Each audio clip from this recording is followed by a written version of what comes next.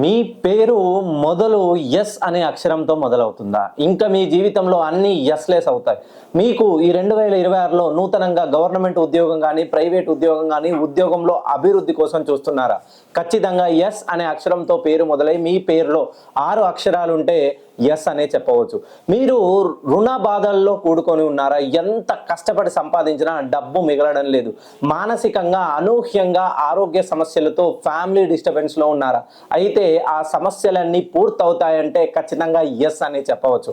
ఎందుకనంటే ఈ 2026లో జనవరి 10వ తేదీన కుంభరాశి నుండి మీనరాశిలోకి శని భగవానుడు వచ్చాడు.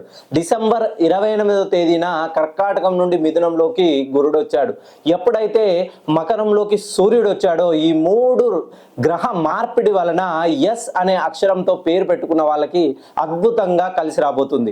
మెయిన్గా మీ పేరులో 6 అక్షరాలు ఉంటే ఓవెల్స్ మెయిన్గా ఏఈఐఓయు ఈ పంచభూతాలైనటువంటి ఏఈఐఓయులు మీ ప్లేస్లలో సరి స్థానాల్లో ఉన్నా లేదు బేసి స్థానాల్లో ఉంటే ఖచ్చితంగా ఫైనాన్షియల్గా చాలా ఇబ్బందులు పడాల్సి వస్తుంది.